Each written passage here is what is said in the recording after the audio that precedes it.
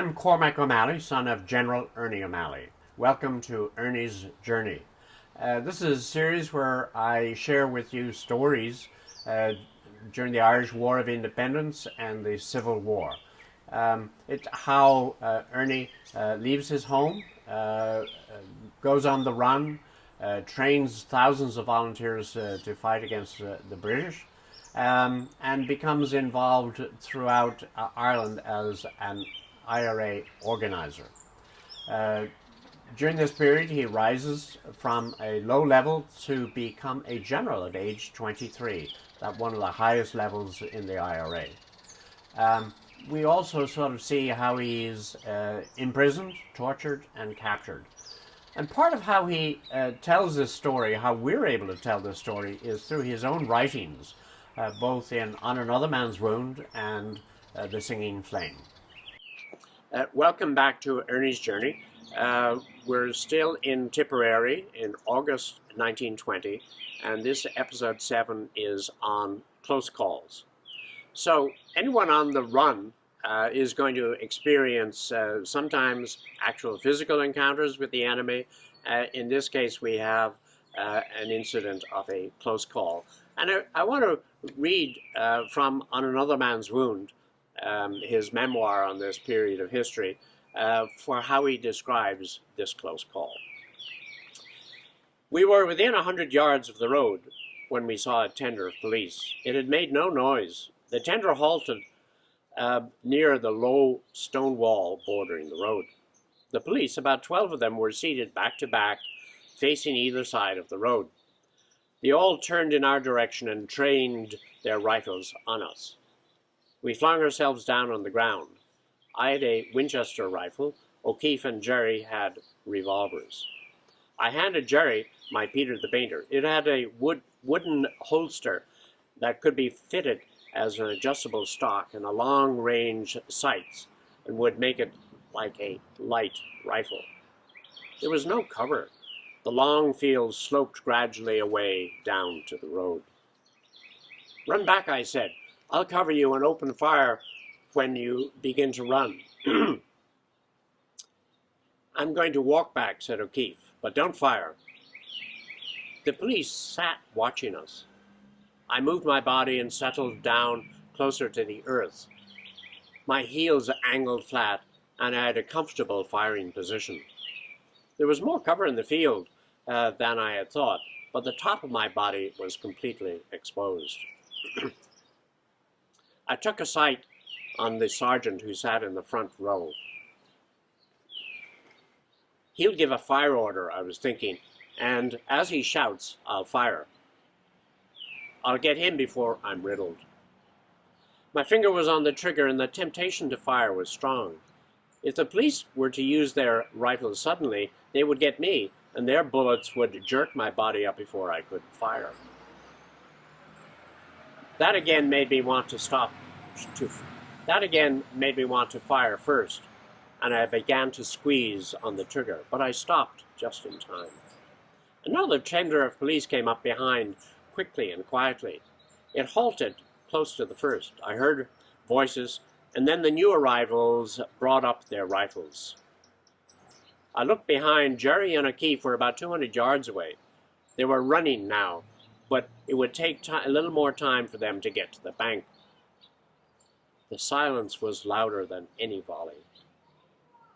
The black-green coats held their rifles with muzzles up, and their caps tilted as they sighted. "Blast you souls! Can't you fire? Can't you fire?" I said to myself. But the rifles pointed accusing fingers. In the distance, I heard the mechanical corn crake, the smothered rhythm of a mowing machine.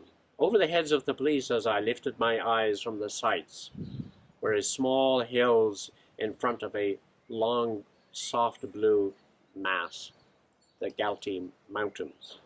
So that was an incident where there was no physical encounter, but there's another side of that story where the police are that evening, and Father goes on to say that they later we heard that the police had come from Bruff.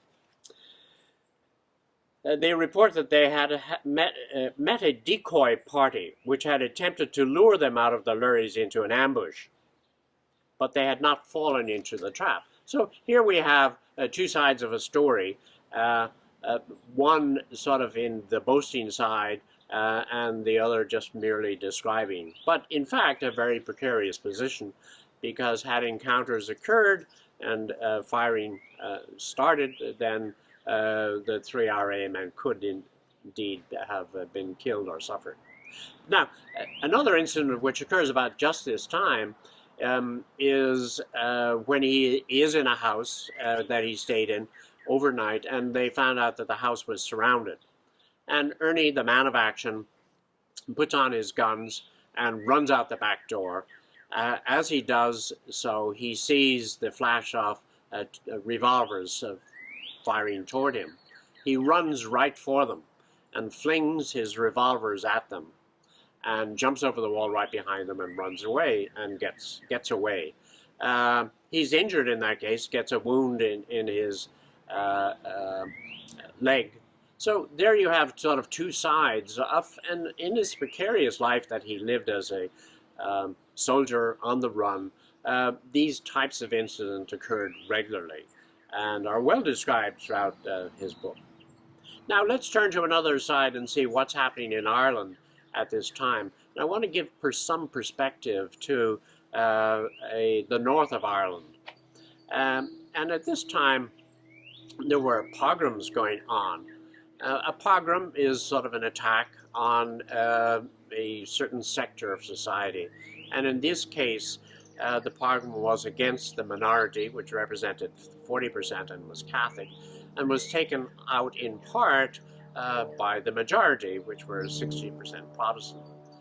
Now, what triggered a particular incident in a pogrom in South Belfast near Lurgan was the murder by several IRA men of the man Oswald Swansea, who had assassinated the Lord Mayor Thomas McCurtain in Cork in March.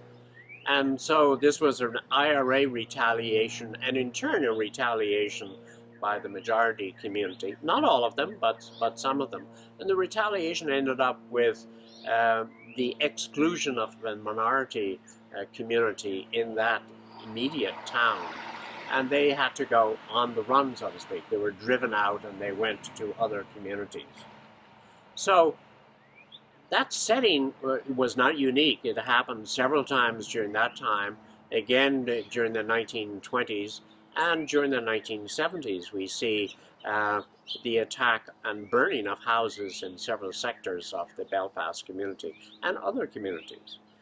So what was happening also in society was, between then and now, was the shift from that 60-40 ratio to a 50-50 ratio.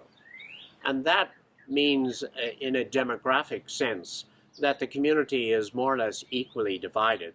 There now is also a peace agreement in place, and it is hoped that there will be greater and equitable distribution, not only of the reforms and the enjoyment of democratic society, but less excitement and hatred brought up by both communities. In our next episode, we will be looking at the exciting attack on the regimental barracks in Mallow.